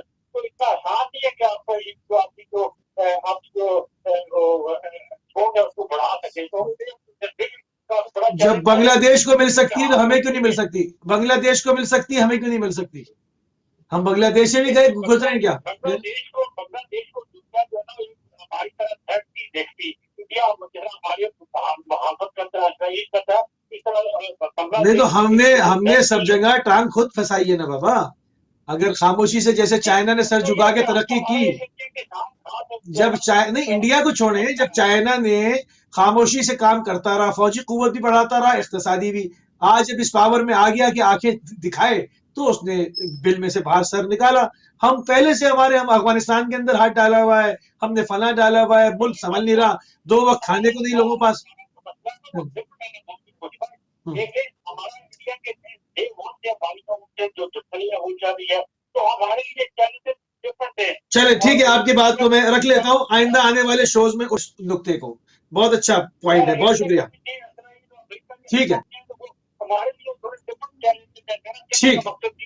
ठीक है, मेरा टाइम बहुत कम है इस वक्त। बहुत शुक्रिया, जज़ाकल्लाह, बहुत शुक्रिया, अच्छी बात की आपने, बहुत शुक्रिया, बहुत ही शुक्रिया। सिस्टर बिल्कुल, बस हमारे पास 2-3 मिनट रह गए, हमने प्रोग्राम को वाइंड अप करना है। रिसेंट जो आईसी का डिसीजन आया अगेंस्ट जो है वो आर्टिकल के जो उन्होंने रिस्टोर करने को कहा कि 35A एंड 370 आर्टिकल को, उसको इस हवाले से अब क्या देख रही हैं आप? क्या तब्दीली आने वाली है? क्या ओआईसी की बात को लिया जाएगा? क्योंकि इंडिया इसके ऊपर काबू आ सकता है कि उनके लाखों लोग अरब कंट्रीज में काम करते हैं। अरब अगर अपनी हमियत को पहचाने और अपने पावर्स को पहचाने तो हिंदुस्तान से तो 2-2 हाथ वो डील कर सकते हैं। अगर वो इनकी बात नहीं मानते, ये लाखों लोग उनके पास काम करते हैं, अगर सब वापस जाएं तो हिंदुस्तान में तो रहने की भी जगह नहीं हो, इतने लोग तो बाहर काम कर रहे हैं। जी, मजीद कॉल शामिल नहीं कर सकूंगा। जी, फरमाइए सिस्टर, सिर्फ 2 मिनट है मेरे पास। जी, ओआईसी का डिसीजन बहुत ही अच्छा डिसीजन है, और ये ह्यूमन राइट्स के बिल्कुल राइट्स के लिए बहुत अच्छा है, फेवर करता है ह्यूमन राइट्स को। और दूसरा, इंटरनेशनल रिलेशंस को बहुत फेवर करता है। वहां पे जो फौज डिप्लॉय की हुई है उसकी भी जो पोजीशन है इंडिया की, वो इस वजह से और खराब हो जाती है कि फौज जो उसने डिप्लॉय की हुई है वहां पे। तो अगर ये जो आर्टिकल रिस्टोर करने की बात हुई है और ये चीज हो जाती है कि वो एक सेपरेट स्टेट है, और अगर वो लोग ये दावा करते हैं कि पाकिस्तान में भी पाकिस्तान ने ऑक्यूपाई किया हुआ है, तो पाकिस्तान की फेवर में सबसे बड़ी ये बात जाती है कि पाकिस्तान ने जो कहता है आजाद कश्मीर, तो उसमें पाकिस्तान ने फौज नहीं डिप्लॉय की, वहां पे ह्यूमन राइट्स की खिलाफ वर्जी नहीं हो रही, वहां पे लोग कमा रहे हैं, लोग जिंदगियां गुजार रहे हैं, लोगों का रोजगार है, लोगों की बच्चों की तालीम है, बहुत सारी उनकी जिंदगी की जो फैसिलिटीज है वो अवेलेबल है वहां के ऊपर। जबकि इंडिया का जो ऑक्यूपाइड कश्मीर है वहां पे फौज डिप्लॉय हुई है, ह्यूमन राइट्स की खिलाफ वर्जी हो रही है। अब इंडिया क्या कर रहा है? इंडिया 3 कंट्रीज से अब मदद मांग रहा है, जिसमें जापान, ऑस्ट्रेलिया और होल्ड कीजिए। तीसरा मुल्क है आपका, जी जी होल्ड कीजिए एक सेकंड। 3 ममालिक से उसने मदद मांगी है। इसलिए ताकि ये जो आर्टिकल ओआईसी में जो ओआईसी ने जो इस आर्टिकल को रिस्टोर करने के लिए कहा है, तो अब अगर वो 3 ममालिक की मदद भी मांगता है और वो ममालिक भी उसका साथ, तो क्या करेंगे वो ममालिक? जो इंटरनेशनल लॉज हैं उनकी खिलाफ वर्जी करेंगे। इंटरनेशनल लॉ के तहत तो वो एक आजाद रियासत होनी चाहिए और वहां पे जो लोग ह्यूमन राइट्स उनको अवेलेबल होने चाहिए, जो लोग वहां पे रोजगार करें, जिंदगी ठीक है। गुजारें, अपने बच्चे तालीम हासिल करें, ये सारी चीजें जो उनको प्रोवाइड होनी चाहिए। तो अब क्या होगा, जो दूसरी कंट्रीज अगर इंडिया की मदद भी करती हैं, जिनसे वो मदद मांग रहा है इस सिलसिले में पाकिस्तान से डर के कि पाकिस्तान ने ये बात कर दी और पाकिस्तान के फेवर में ये चीज जा रही है, तो भी वो जो बहुत से जो है उसकी अपनी वजह से अपनी उसकी गलती होगी, जो उसने फौज वहां डिप्लॉय की हुई है, जो खुद उसके अगेंस्ट में बात जा रही है। जाहिर बिल्कुल बात है ठीक है। ये चीज सबसे बड़ी जो है एक पॉइंट है जो पॉइंट है, खुद बिल्कुल उसके ठीक है। अगेंस्ट में जा रहा है यहाँ पे। उसके अगेंस्ट जा रहा है। एक मुख्तसर सी जी कॉल शामिल कर लें, बिल्कुल जो है वो टाइम खत्म हो गया। अस्सलाम वालेकुम रहमतुल्लाह। बड़ा अच्छा प्रोग्राम था, जेहरा मैं देख के बड़ा खुश है। शुक्रिया। कि जेहड़े प्रोफेसर ने वाजिब जी गल्लां कीतियां ना, हाँ हाँ। पाकिस्तान दूसरे मुल्क मदद कर रहे हैं। इसने बारे में जिक्र है बुक लिखा इंग्लिश में भी, जरा उर्दू में भी। सही। दूसरा जरा यूट्यूब में भी अपनी पूरी हिस्ट्री जी है बुक नहीं कर दे कि आम आवाम की पता है पाकिस्तान 99% पाकिस्तानी किसी की नहीं पता जी आज बात तरह और गल्लां दसियां। एग्जैक्टली यही बात कर रहे हैं। बहुत जितने पिछले 15-20 साल पिछले जितने भी लीडर आए बिल्कुल ही असर दसी नहीं, तो पाकिस्तान ने क्या काम किया या क्या मदद करने से दूसरे मुल्क है। बिल्कुल सही है। तक कर्जा देता पाकिस्तान ने, बिल्कुल ठीक है। बड़ा खुश हो। बहुत शुक्रिया, बहुत शुक्रिया। कंप्यूटर भी दसिया जाने तीन बारी एक बुक लिखी जाए इंग्लिश उर्दू। बिल्कुल ठीक है। ठीक है अली अब्बास आदि से इसमें मैं मजीद राय लेता हूँ। ठीक है, बहुत शुक्रिया, बहुत शुक्रिया, बहुत शुक्रिया। वक्त कम है वरना मैं आपको और टाइम देता भी। बहुत शुक्रिया, जज़ाकल्लाह, जज़ाकल्लाह। अली अब्बास आदि साहब सिर्फ 1 मिनट रह गया मेरे पास। इन्होंने कहा कि इस पर बाकायदा किताब लिखी जाए, इंग्लिश में भी उर्दू में भी, और यूट्यूब वगैरह पे भी जो है वो ये सारा मटेरियल होना चाहिए। इस हवाले से कुछ काम हुआ है? सवाल तो मेरे पास अभी बहुत थे, और क्योंकि अमेरिकी सदर रोजवेल्ट से बात हुई है, चर्चिल से बात हुई है, मगर मैं पॉइंट्स को शामिल नहीं कर पाऊंगा, सिर्फ 1 मिनट है। इस हवाले से नेट पे काम हुआ है कुछ कि कायद-ए-आज़म मोहम्मद अली जिन्ना के बारे में कुछ मिल जाए लोगों को?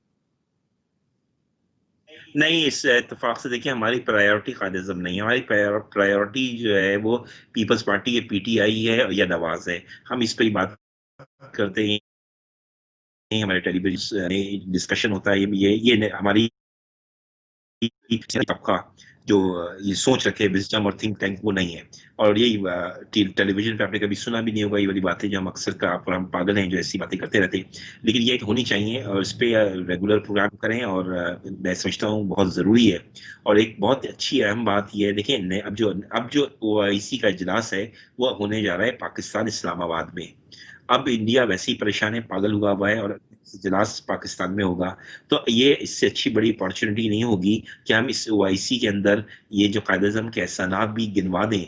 आप लोग कोशिश करें इस OIC के अंदर ये कायद-ए-आज़म के एहसानात गिनवा दें। ये सारे मुल्क पाकिस्तान आ रहे हैं, और साथ-साथ ये कि 370 आर्टिकल और 35A आर्टिकल जो इंडिया ने रिमूव किया अपने कॉन्स्टिट्यूशन से, उसको रिस्टोर करवा दें, तो ये बहुत बड़ा काम हो जाएगा। तो इस वक्त बहुत बड़ा काम होगा। इसके ऊपर मुसलसल आवाज उठाएंगे इंशाल्लाह, इसके ऊपर मुसलसल आवाज उठाएंगे इंशाल्लाह, और बहुत शुक्रगुजार हैं आपको। आइंदा भी हम जहमत देंगे आपके, आप अपना कीमती टाइम दें और इस बेहतरीन मौजू के ऊपर मजीद बात करें, क्योंकि इससे पाकिस्तान का भी फायदा है और उम्मत मुस्लिमा का भी फायदा है, उस पूरे रीजन का भी फायदा है। पाकिस्तान को कायद-ए-आज़म की निगाह से देखना और अपनी पॉलिसीज को जिस सुतूत के ऊपर पाकिस्तान बनाया गया था उनको रिस्टोर करें और अपनी अहमियत को, अपनी हमियत को पहचाने। हम इंतहाई मशकूर हैं और ममनून हैं एडवोकेट प्रोफेसर सैयद अली अब्बास आबदी साहब आपके, और प्रोफेसर साइमा जैदी साहिबा आपके, कि आपने अपना टाइम अहले बैत टीवी को दिया और हमारी आवाज को आलमगीर करने में अपना किरदार अदा किया। हमारे प्रोग्राम का टाइम तमाम हुआ। हमारी और आपकी मुलाकात इंशाअल्लाह कल यूके टाइम से 4:15 बजे की। इजाजत दीजिए। सलाम अलैकुम व रहमतुल्लाहि व बरकातहू।